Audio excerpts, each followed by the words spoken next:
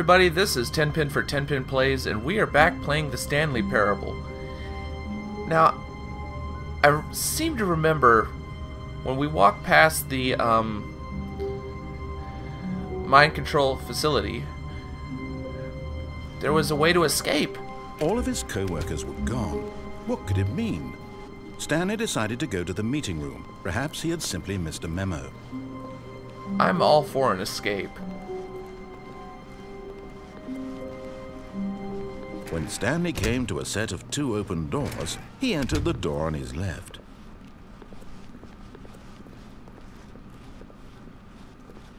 Yet How not to there get was not a fired. single person here either. Talk less, do Feeling unbelievably a wave amazing of work all the disbelief, time, every day, with Stanley no decided to go up to his expectation of boss's promotion or office, recognition, hoping he and might don't get find an fired. answer there.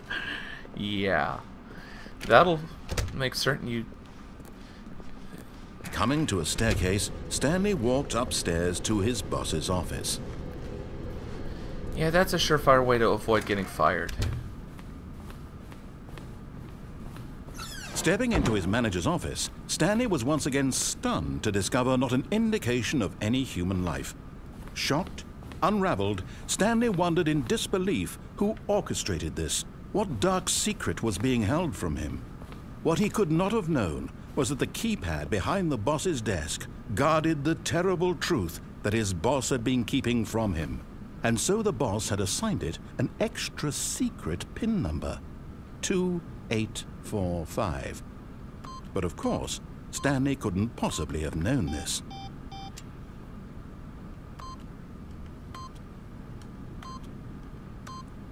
Yet incredibly, by simply pushing random buttons on the keypad, Stanley happened to input the correct code by sheer luck. Amazing. He stepped into the newly opened passageway.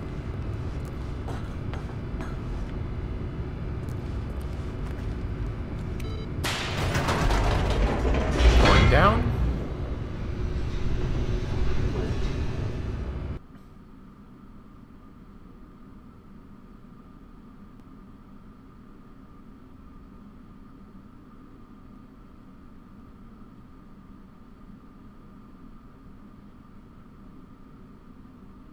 Descending deeper into the building, Stanley realized he felt a bit peculiar.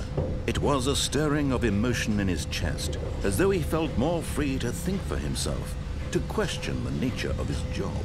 Why did he feel this now, when for years it had never occurred to him? This question would not go unanswered for long.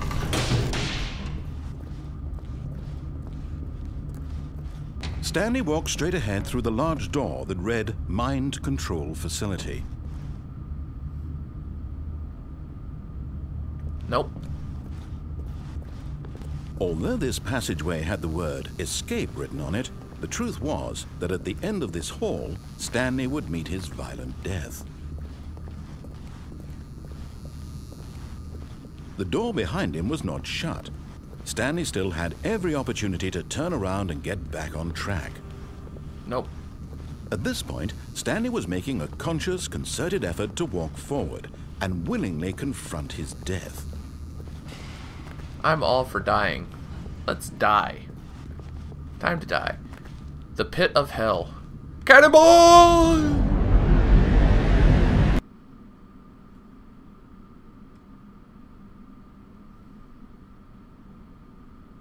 Going down. Down, down, down, down, down.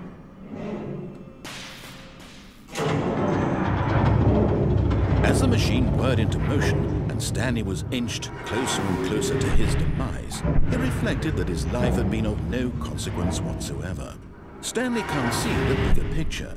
He doesn't know the real story, trapped forever in his narrow vision of what this world is. Perhaps his death was of no great loss, like plucking the eyeballs from a blind man. So he resigned and willingly accepted this violent end to his brief and shallow life. Farewell, Stanley. Farewell, narrator. Huh? Farewell, Stanley, cried the narrator, as Stanley was led helplessly into the enormous metal jaws. In a single visceral instant, Stanley was obliterated as the machine crushed every bone in his body. killing him instantly. Who the fuck is that? No, really, who is that?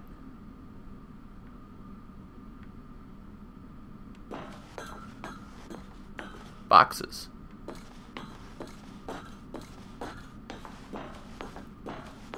Ooh, glowy letters. And yet it would be just a few minutes before Stanley would restart the game, back in his office, as alive as ever.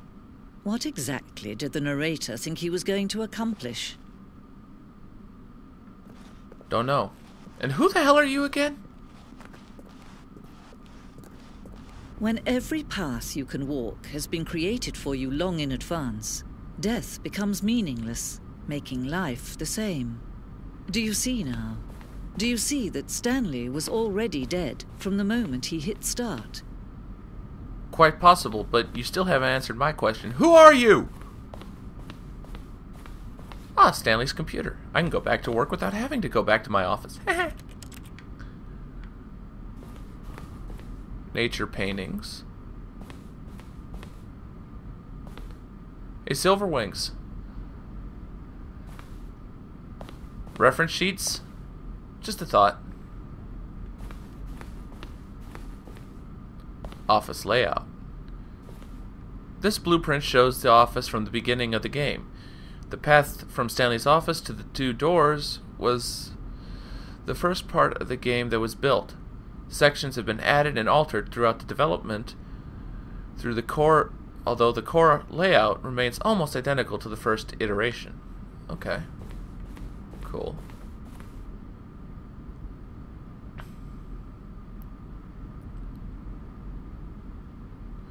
The pacing of this opening section was important to get right. This corridor has been moved and altered to make sure the player reaches the two doors in a good time. Oh.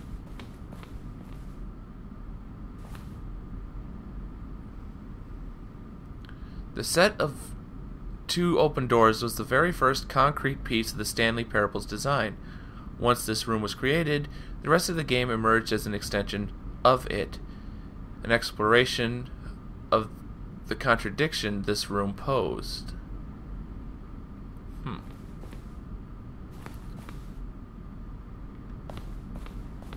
The office. Okay. Button sounds. Selections of sounds used throughout the game when buttons are pressed. Each sound is a mix of a keyboard stroke and a synthesized tone.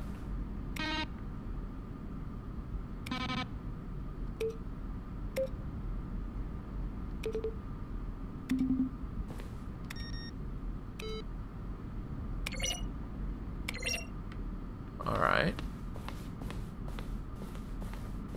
Office computers. Not much. Solitaire. An employee database. Filing cabinets. The credits.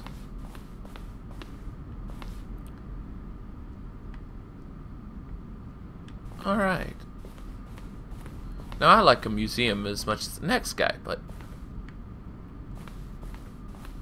the original maintenance room. Alright. Copy machine. Can I stick my keister on this one? No? Alright.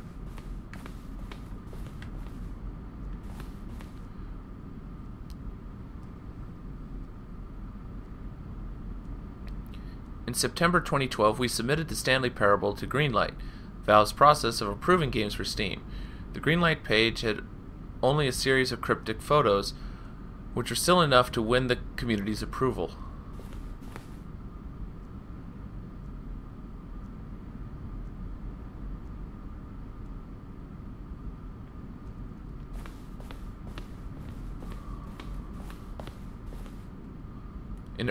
Early in development, we designed an ending where Stanley would end up in a battlefield fighting aliens.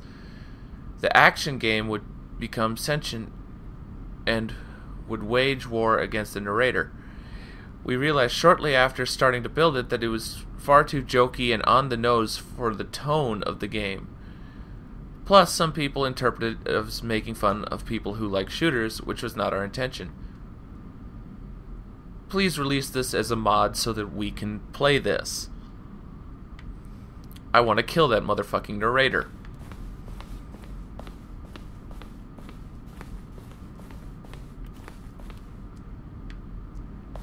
What's in here? Oh, hello. Narrator emails. After the second trailer, we asked people to email the narrator for questions. While we had initially planned to use these in further promotional materials, we never found the perfect use for them. Here are a selection of these emails.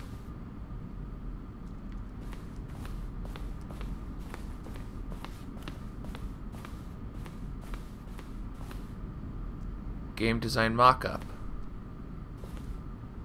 This is the level that William, the level designer, sent Davey, the writer, as kind of an audition piece. The strength of this level got William hired to design the full game, though much of the environment has changed. The basic layout from this mock-up is still in the game.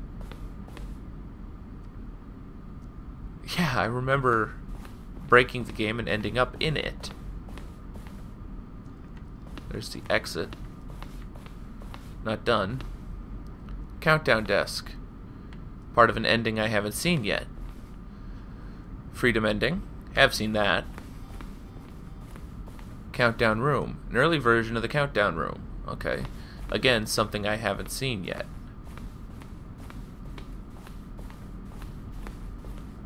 Zending.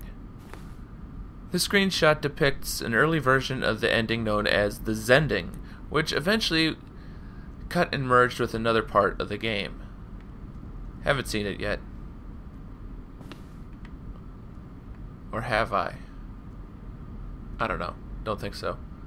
The Zending model. The Zending went through many iterations. This room represents the fourth version of the ending, and we thought it was complete, but decided to abandon and change it again shortly before launch. Zending levers. These levers were originally part of the Zending. The player would pull a lever and the narrator would describe what color the lever they had pulled. Alright. Escape menu. For a long time we had an ending that only ended when the player restarted from the escape menu. Unfortunately, very few players realized this is what they were supposed to do, which was frustrating for everyone.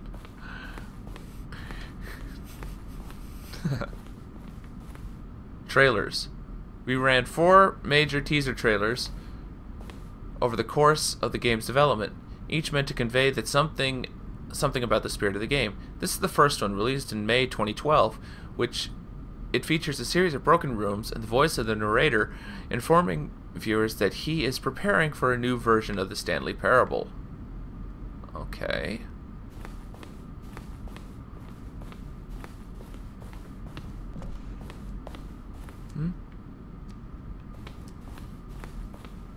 Meeting room. Alright. The maintenance layout. The flow of hallways following the first 2 doors was important to get right, since players will replay them so many times. We discussed a number of designs, but ultimately it was the simplest version that won out.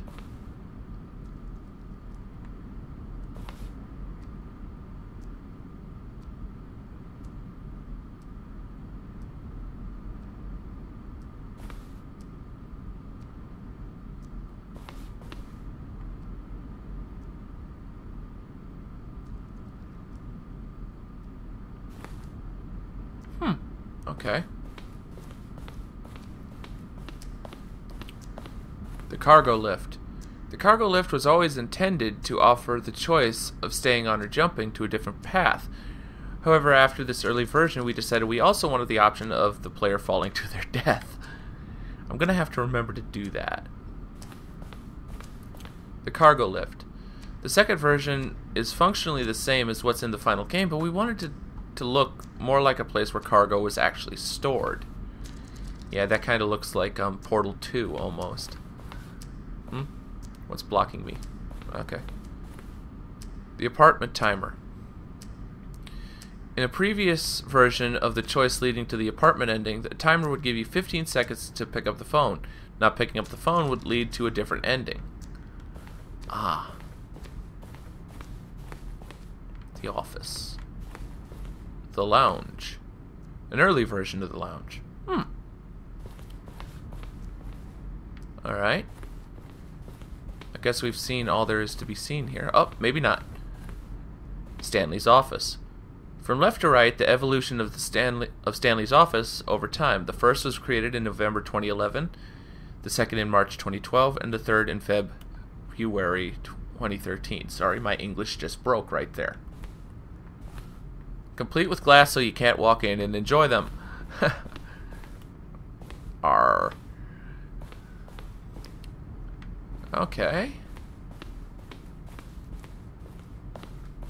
Seen you. Doopy-doo, doopy-doo, doopy-doo. Exit! Okay. This is the exit, apparently. Oh, look at these two. How they wish to destroy one another. How they wish to control one another. How they both wish to be free.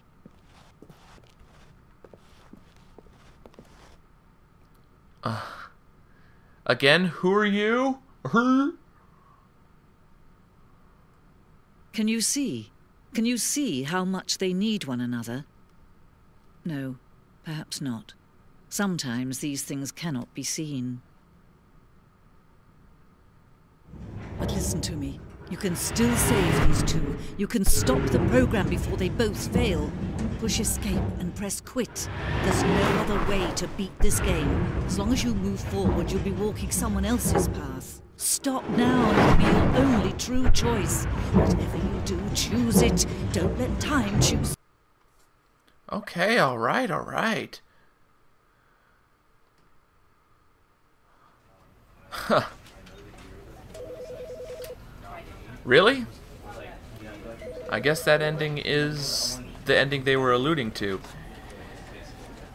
With that being said, I hope you had fun. I know I did.